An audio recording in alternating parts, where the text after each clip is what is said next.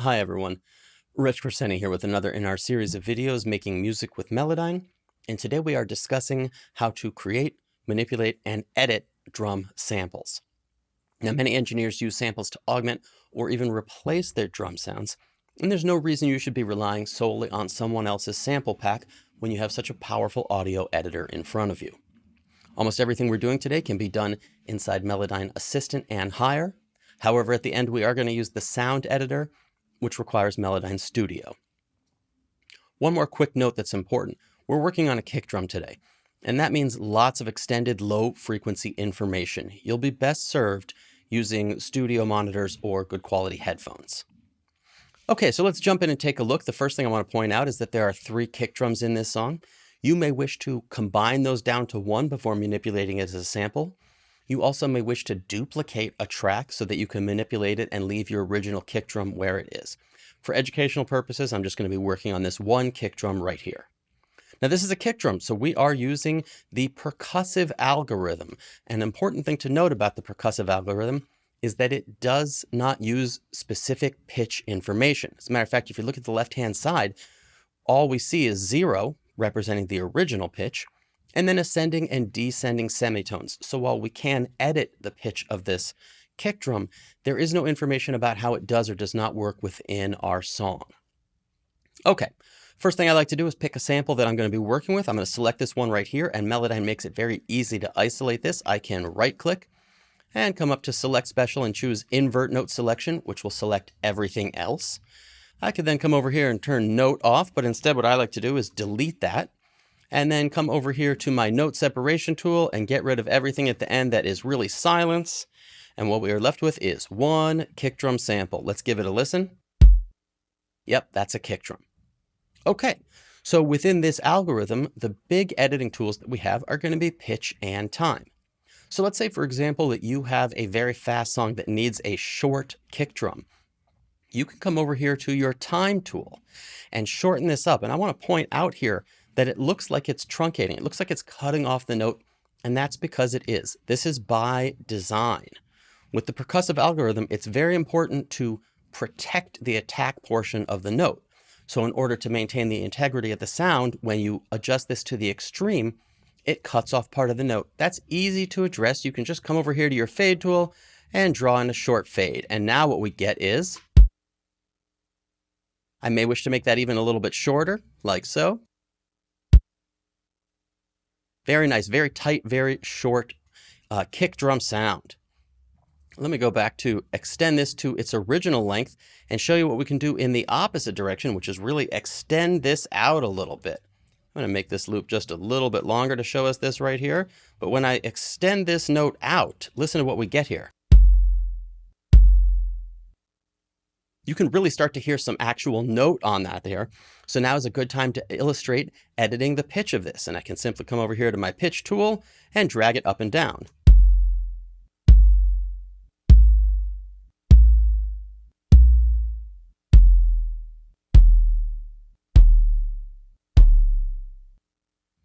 Lots of variations within there, lots of ability to affect that. However, we are a little bit limited by the percussive algorithm. So I'm going to show you something that I like to do right here.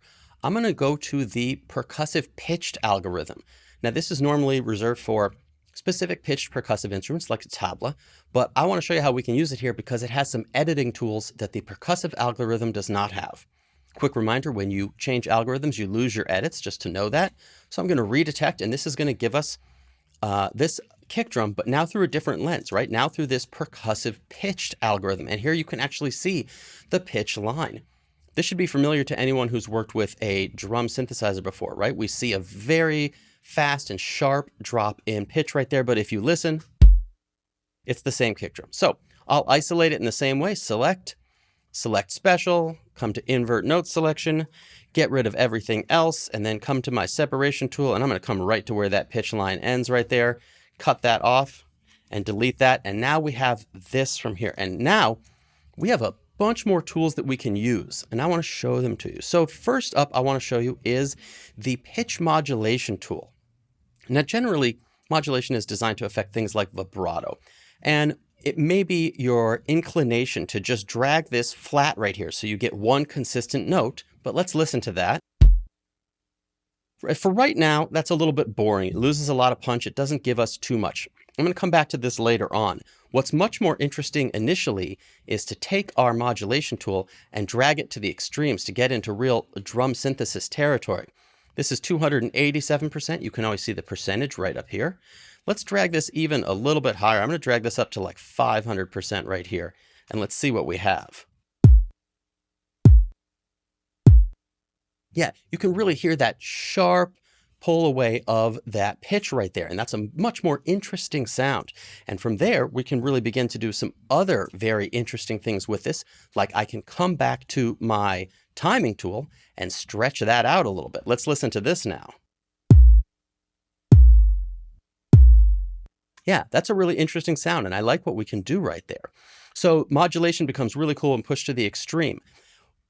When it comes to editing kick drums, another thing that would be very important for your drum samples is the attack portion. And that's really making sure we get the attack the right way that we want it. And Melodyne gives us a couple ways to do this. First, what you can do is come over here to your note separation tool and actually just cut off a little bit of the beginning, like so. Get that right there. And get rid of this and drag this maybe back out just a little bit. And let's listen to this. Okay, that has a very sharp attack on it, and that may be too much for certain purposes, and it doesn't give us all that much control. So I'm going to undo that and show you a couple of other ways that we can edit this and get really good control over the attack portion. Now, the first one I want to show you is our attack speed tool. And you can see this little orange dot right up here that represents the front of the note, represents the attack speed. The attack speed is how long Melodyne takes to get to the peak amplitude. You don't have to grab this little dot right here. You can really grab it anywhere along the note. But let me show you how this affects the attack portion of this drum.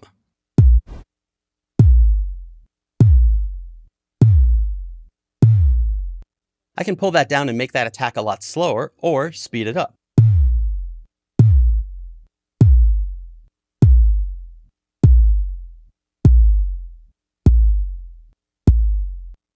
So much control over that very important facet of a drum's sound. I'm going to undo that right there and go back to the beginning of that one.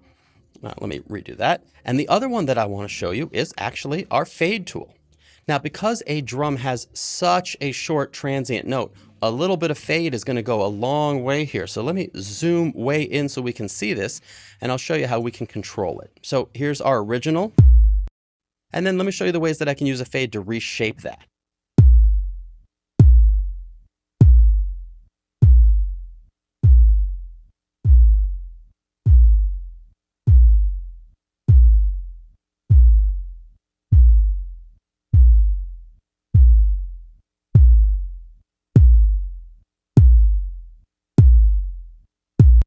Lots of control over the attack portion using that as well. Now, another tool that I really like to use right here is our time handle tool. And that's because what this allows us to do is shrink or stretch within this blob itself.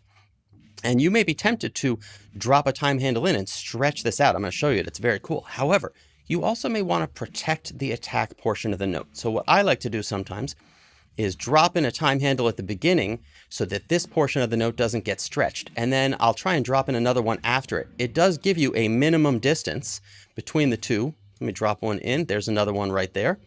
Let's come over here to this one, and then let's come to this one. And now let's take this time handle tool and stretch this out and show you what this does.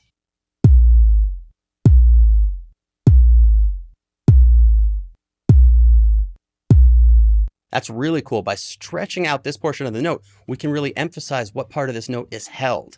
Good control over the ADSR of this note. Coming up later, I'll show you some really great ways to control the ADSR of this. Now, in one case right here, sometimes what you might want to do is this is a great place to come back to the pitch modulation tool and bring this down again. And check this out.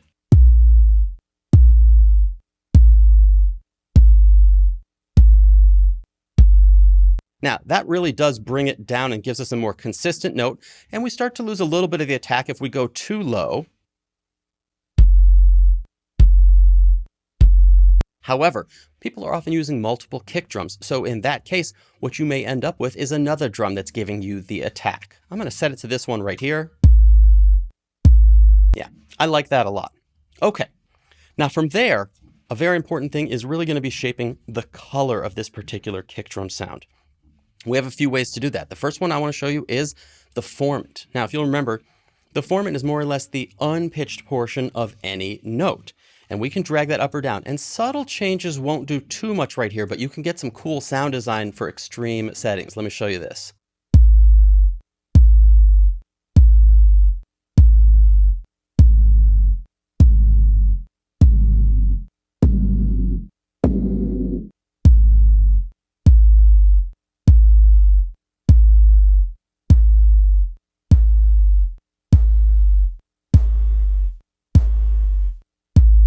Very cool stuff right there.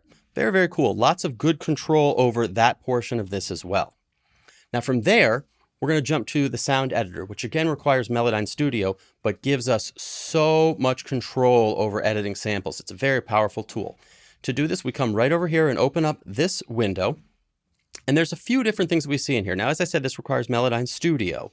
But let's talk about some of the features that are in here. The first one I want to show you is this one right here, which is our dynamics. Now this is different than the amplitude macro in that this shows us the individual dynamics within this blob. So I can drag this slider to the right and increase the dynamic range so the note drops off faster, or drag this to the left to decrease dynamic range so the note appears to last a little bit longer. Let's see what we can do with this right here.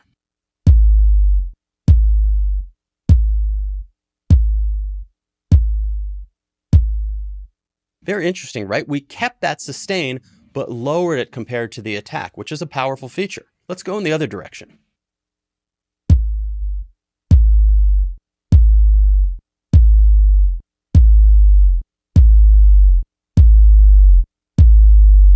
Really sustains that note out a lot longer there. I'm going to reset that right there and go to our next part, which I want to show you, which is the harmonics section.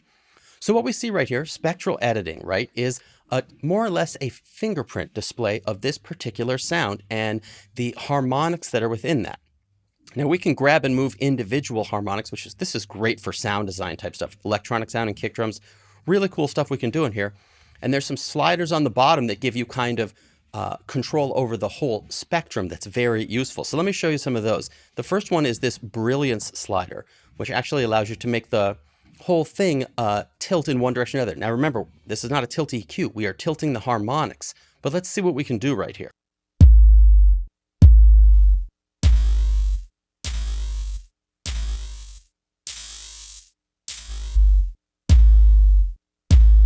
Now that can be pretty cool, especially if combined with some of these other tools like this right here.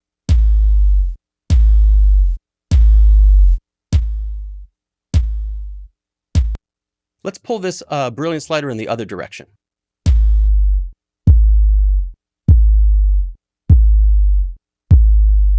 That's nice. I bet if I make that shorter, I'll get like a cool knocky sort of outside kick sound. Yeah, very nice. If I shorten that note right there, that's a perfect outside kick. And this really illustrates how all of these facets, they are all interconnected and they all affect one another.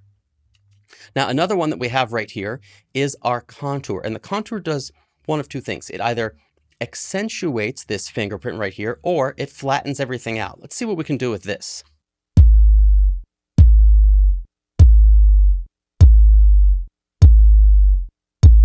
Really accentuating what is unique about this drum. Let's hear this if we go in the other direction to flat.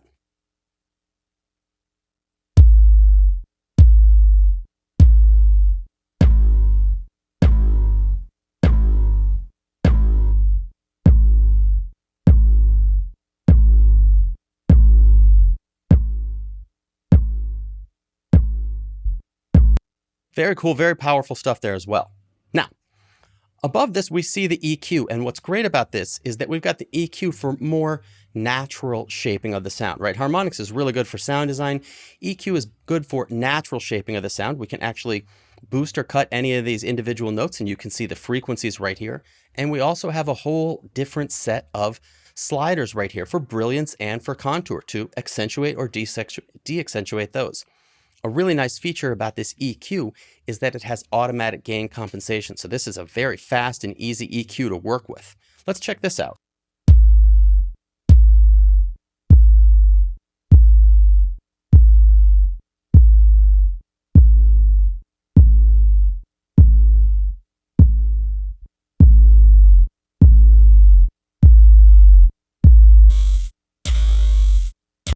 Really great, really nice stuff. And one of the things that's always nice over here that you can do is come on over here to bypass, see your original sound again, or you can click on this and reset everything within there right there.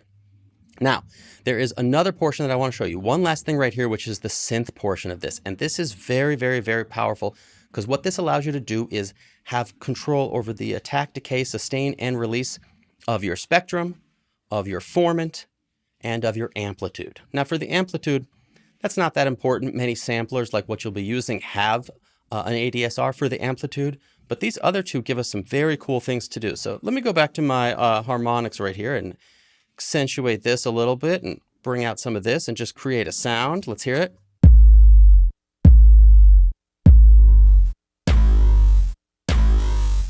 Okay, now I really like that metallic sound at the end, but we lose some of the thump. So for example, I can come over here to my synth and come over here to my spectrum and drag this down. Now, this ADSR character, so this window is pretty unique right here. You'll see there's a line in the middle, and anything that is dragged above there, the processing is intensified, and anything dragged below, the processing is lessened. So if I pull this down right here, the attack portion of this does not have that spectral editing. So let's see what we can do.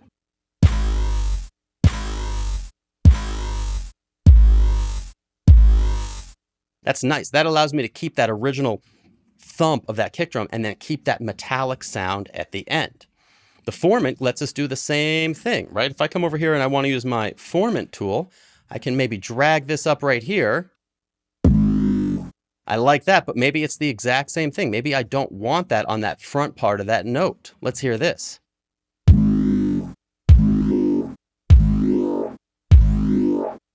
Or I can do the exact opposite. I can really keep that formant portion on the front part of the note and not afterwards.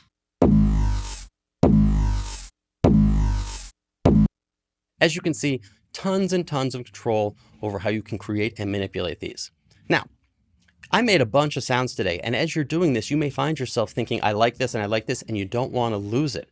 So the best thing to do is as you make a good sound, what you can do then is just export it, right? So I'm going to close the sound editor window right here so we can just see this a little bit more and come over here. Let's just make this a little bit larger. There's a really useful tool that works in Pro Tools. It probably works in your DAW as well.